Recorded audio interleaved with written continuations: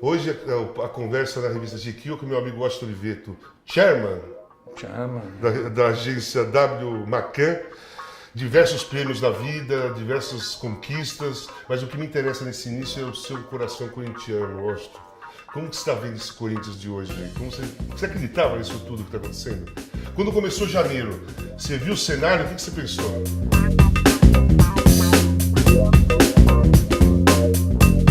Eu acho esse time do Corinthians de hoje o melhor time médio que eu já vi na minha vida. E isso não é uma crítica, isso é um elogio. Eu acho um trabalho de equipe Fantástico, notável, né? notável. Você já viu um time que os jogadores são obedientes taticamente 100%, 90 minutos na sua vida? Desde quando você acompanha futebol, você que você é apaixonado, você já viu algum time ser obediente taticamente 90 minutos, 100%? Fazer tudo o que é combinado na semana sem sair do lugar? Não, jamais vi. Vou te dar um exemplo, Casão. No meu negócio, uma agência de publicidade, a gente fazer um trabalho que eu considere nota 10 é muito difícil, mas pode acontecer. Um trabalho nota 9 ainda é difícil, mas pode acontecer. Um 8 ainda é difícil. Agora, um 7, que nos meus critérios de julgamento são o quê? Uma bela ideia, muito bem produzida. Se eu conseguisse que todas as ideias da minha agência, que é boa, fosse assim, eu estaria muito feliz. E mesmo assim, nessa agência que é muito boa, que tem algumas notas 9 ou 10, eu não tenho todas 7. Eu tenho 6, de vez em quando. O que me impressiona nesse Corinthians é uma disciplina, uma coisa voltada para a competência, para a competição e com um mérito incrível, que não tem a perda da alegria. Porque normalmente no futebol, quando você chega nisso, Fica chato. fica chato, não fica alegre. E o time do Corinthians nem tudo é alegre. Eles gostam disso que eles estão fazendo, né? Você que tem uma experiência infinitamente maior que a minha nisso, você sabe como é a relação do substituto e o substituído. Por melhor que seja, ela é complicada. No time do Corinthians, você olha isso e os caras vibram quando saem. Você sabe o que eu acho? Uma coisa que você está falando? É verdade. A diferença técnica nas mudanças do Corinthians hoje não é tão importante quanto a vontade de fazer a mesma coisa. Então você tira um jogador que é mais técnico que aquele que vai entrar, mas a vontade e a determinação é igual. Então acaba fazendo a mesma coisa. O resultado acaba sendo o mesmo. Você não acha isso? Eu não tenho dúvida nenhuma de que é isso, é um mérito incrível. Eu acho que realmente o Fábio Carille conseguiu uma coisa notável, que foi somar todos os aprendizados que ele teve, particularmente daquela geração dos gaúchos, que vem do Mano e do Tite, e que eu brincava, eu falei isso, eu acho que para o Tite uma vez, eu falei, vocês gaúchos inventaram o melhor futebol uruguaio do mundo. Né? Que ganhe, vamos lá. Ganha, mas dá para ver.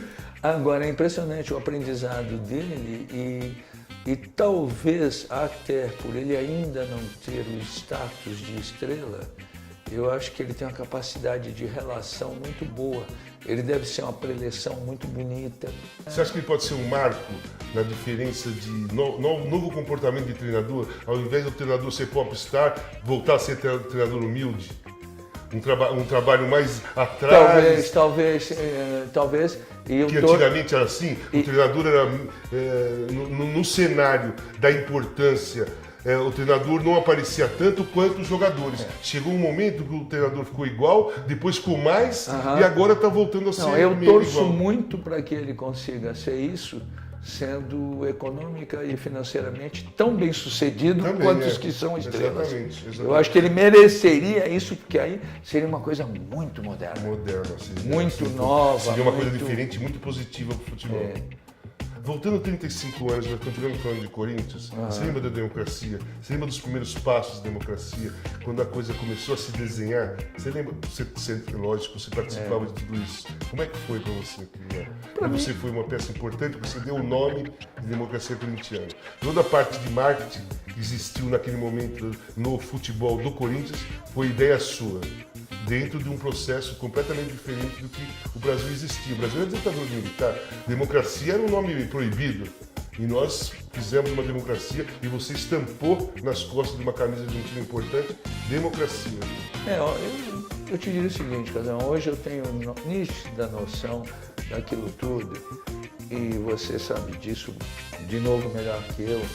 Se a gente for imaginar, aquela equipe era muito, muito boa. Tinha o teu talento, tinha o Magrão, que era aquela coisa única, tinha o Zenon, tinha o Vlá, tinha tudo. Era uma grande equipe. Mas naquele momento, no Brasil, existia uma equipe que a gente tem que reconhecer, tecnicamente era um pouco melhor, que era o Flamengo do Zico. Sem dúvida alguma. A gente tem que reconhecer.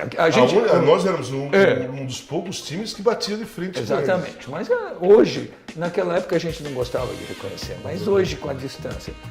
Agora tem um detalhe, que passaram-se os anos e apesar daquele Flamengo do Zico, do Adílio, do Leandro, de Júnior, ser um pouquinho melhor que o nosso Corinthians, quem virou livro, quem virou filme, quem virou tese universitária, quem virou tudo no mundo inteiro, foi o Corinthians, a democracia corintiana. Por quê? Porque o Corinthians da democracia corintiana era futebol, mas não era só futebol. Era um futebol a serviço de ser um bom futebol, mas também a serviço de uma causa maior, que eram as eleições diretas. Eu, que não tenho a mínima vocação política, me envolvi naquilo só por causa disso. A minha história com aquilo foi uma loucura, porque eu nunca quis ser católico de coisa nenhuma, pelo amor de Deus. E eu tinha dado uma entrevista numa revista, não tinha o prestígio de uma JK de hoje, mas era uma revista bacanona, chamada Status. E eu era um publicitário badalado e tal. E falei do meu corintianismo. Eu fiquei corintiano exatamente 10 meses antes de nascer. 9. O Adilson Monteiro Alves leu essa entrevista, me convidou, a gente não se conhecia, me convidou para tomar um drink. A gente foi no Planos Bar, na Rua Oscar Freire, que eu que inventei o bar, que era um bar bacana. E o Adilson me convidou para ser um vice-presidente de marketing. Naquele momento aquilo era uma novidade louca. Aí eu falei, Adilson, é curioso, porque hoje eu sou totalmente a favor de uma estrutura profissionalizada total do futebol. E naquele momento eu falei, Adilson, eu aceito só se for de graça. E o Adilson Malandro ligou para as rádios e a gente sabe que o futebol, a notícia é tudo, né? Então no outro dia eu falei, bom, agora eu tenho uma responsabilidade aqui, que é fazer alguma coisa, né? E aí, na época, eu tinha acabado de ganhar todos os festivais mundiais, isso e aquilo. Então, a fama do cara que tinha umas ideias. E aí eu fiz um anúncio com uma fotografia minha com a camisa do Corinthians. Eu lembro disso. Com o título, mande uma ideia para o Washington que ele está precisando. Dizendo, se você é corintiano e tem uma boa ideia para o Corinthians, manda para mim. O que eu queria chamar a atenção para aquele produto era bom. Aí diz assim, como é que a gente faz para... Porque... Mostrar que tem um produto na mão. Que tem um produto bacana e tal. Aí eu criei um conselho de corintianos que pegavam áreas diferentes. Então convidei o Boni, por quê? Porque com o Boni a gente já tem TV Globo, pô. Convidei a Glória Calil, minha comadre, madrinha da minha filha, para a mulherada bacana, pensar no Corinthians. Convidei um monte de gente, criamos um conselho. Porque eu queria tirar aquela ideia de que o Corinthians era um produto para ser patrocinado só por marcas de menor status. E aí a gente precisava dar uma visibilidade. Hoje, nossa senhora, dá para você fazer o melhor time de futebol do mundo sem patrocínio de camisa, isso é detalhe. Fazer um marketing enorme, mas naquela época não. E aí a ideia de atrelar aquilo ao movimento das diretas, sem dúvida nenhuma, mostraria a força da camisa. Daí que pintou os dia 15 vote, as faixas. Isso aí foi um negócio legal. Vamos numa etapa. O nome Democracia Corintiana nas Costas, como foi o momento disso, de se colocar isso? Porque não se tinha nada nas costas, nem no peito, nem nada, ninguém tinha. O primeiro patrocínio foi com o meu cliente Cofap, na época. Patrocínio. Foi a única vez, naquela primeira final com o São Paulo. E o outro foi com o Bombril, que era meu cliente também. que aliás o cliente era São Paulino, então patrocinou os dois. Aquele jogo jogou os dois. Mas o Democracia Corintiana aconteceu o seguinte, na verdade vocês começaram a fazer um trabalho muito bom e vocês informalmente criaram uma ideologia paralela a isso, você sabe disso. Nós tínhamos um pedaço reacionário da imprensa que não gostava, tínhamos gente que nem o Juca Kfouri e o Osmar Santos que adoravam, mas era aquela coisa que... A briga era grande. A briga era grande. Só que começou a ser uma coisa que começou a se falar daquilo, no Corinthians não tem concentração, no Corinthians... E tinha coisas que as pessoas não sabem, Casagrande sabe muito bem disso, por exemplo, tudo que você podia fazer para o Sócrates não jogar bem era guardar o Sócrates com um monte de jogador de futebol. Se você convidasse o Sócrates para num sábado, antes do jogo de domingo, jantar com um arquiteto famoso, ele acabava com o jogo. Era o jeito dele. Então tinha um espírito. E aí todo mundo começou a falar desse comportamento, mas não tinha um rótulo. E eu estava preocupado, eu falei, puxa, precisa ter um rótulo, porque eu preciso vender uma coisa que tem uma marca. E aí nós fomos um dia convidados pela tia do Juca Kfouri, que era reitora da PUC, para um debate. Na verdade, a PUC fazia muitos debates sobre assuntos culturais, mas com a intenção óbvia de liberdade, liberdade, liberdade. E nós fomos a esse debate, eu, Sócrates, Vladimir e o Juca era o mediador. E cada um tinha direito, uma molecada linda, maravilhosa e tal. Tinha direito a falar um pouquinho daquilo. E aí o Juca, que era o mediador, depois que nós três falamos, falou, se eu entendi bem o que vocês estão fazendo, é uma espécie de democracia de corintianos. Aí eu falei, meu Deus, achei o nome. Escrevi no papel, Democracia Corintiana, tirei os plurais.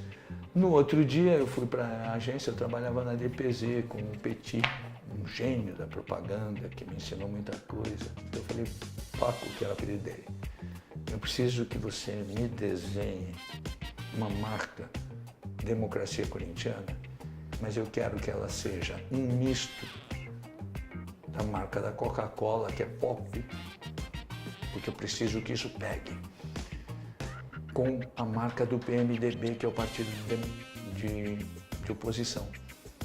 E daí que ele botou aqueles pinguinhos e tal. Quando eu vi a marca, eu falei, nossa. É isso.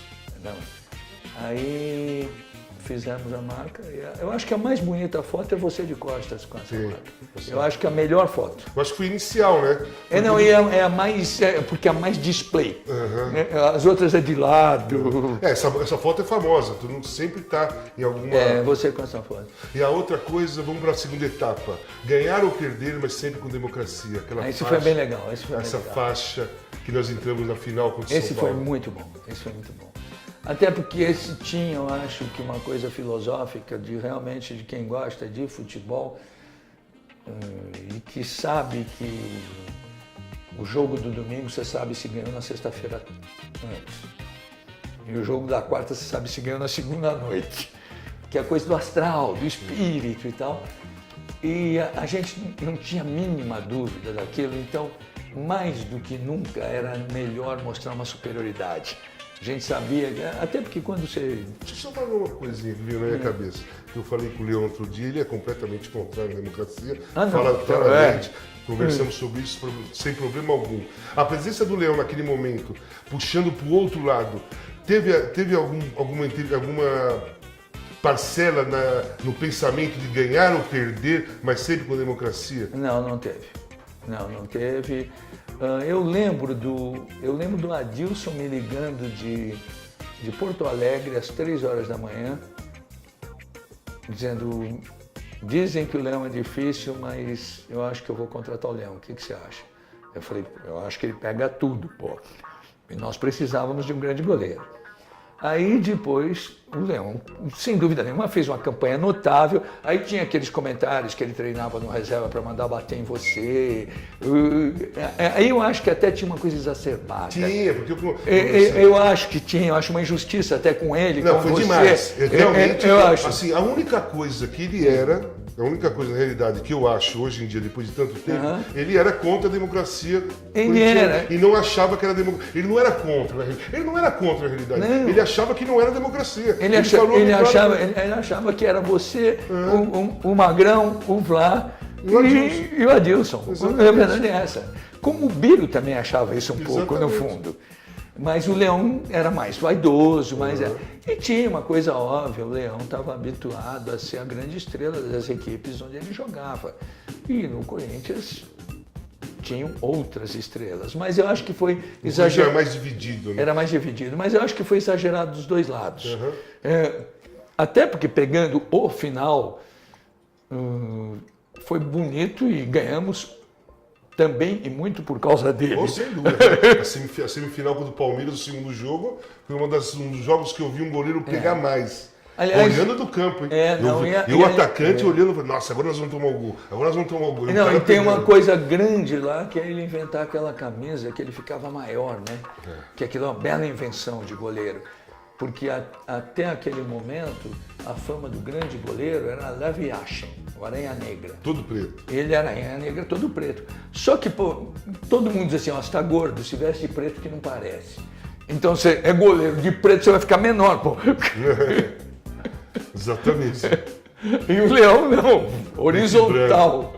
Mas eu tô te vendo assim, com muita felicidade, eu te vejo num pique do caramba, hein, para falar de futebol, para falar de profissão, para falar de país, de política. O seu pique é o mesmo? Assim, você sente feliz ainda fazendo tudo aquilo que você faz? Olha, sendo genial como você é desde o início da sua carreira, você tem a mesma felicidade, o mesmo pique? Não, eu te diria o seguinte, Casão, eu estou nesse negócio, eu sou usado nisso, né? Eu estou nisso desde os 18 anos de idade. E eu não vou esconder que a minha atividade já foi mais próspera e mais alegre. A atividade da comunicação em geral, no mundo inteiro, ela, sem dúvida nenhuma, já teve um pique mais alto. Eu sempre tive duas coisas interessantes que me favoreceram. Um fascínio pelo novo, que é uma loucura.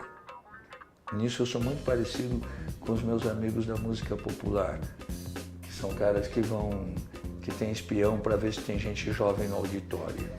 A outra coisa, eu sempre cresci muito diante de dificuldades. É curioso, eu sou um cara que se eu tiver uma dificuldade eu cresço. E a atividade nem está tão fácil. Você se dá bem sob pressão. Eu funciono bem nisso. Eu sou um resolvedor de problemas. Também. Sempre funcionei bem. Eu sou um resolvedor de problemas. Eu não durmo com problema.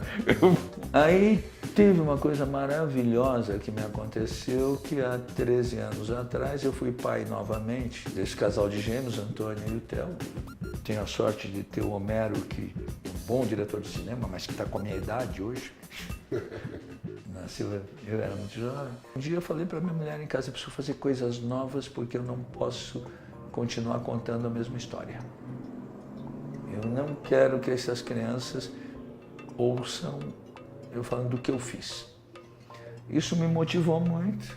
E eu tenho legal feito... que você quer fazer com que eles ouçam o que você está fazendo, né? Exatamente. Não o que você já fez. Esse novo episódio agora de, por exemplo, eu fazer essa consultoria criativa em Londres, está muito atrelado ao fato de eu querer estar presente na educação deles, mas também porque é uma coisa que eu não tinha tido, eu tive alguns privilégios fantásticos. Eu entrei para o Hall of Fame em Nova York, eu sou o único não anglo-saxão, Lifetime Achievement e tal, que é tudo muito da cultura norte-americana. E eu admiro muito também a publicidade inglesa. Eles dividem com a gente e com os americanos a melhor publicidade do mundo.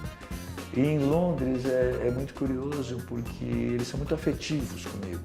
E eu não tinha tido um cotidiano profissional lá. Então eu estou gostando. É gostoso ser paparicado, não vou mentir.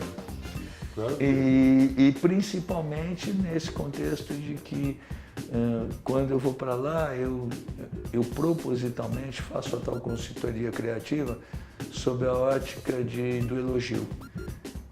Se eu não tiver algo para elogiar, eu prefiro não falar. Porque como eu não participei do dia a dia, eu acho injusto. Sabe, o cara que está 10 dias por mês e chega e fala assim, não gostei disso. Não vale. Eu prefiro dizer assim, puxa, isso aqui está muito bacana, vamos por aqui. Porque não é do meu cotidiano. E aqui, o que me alimenta muito na Dharmakaya é a minha equipe. Né?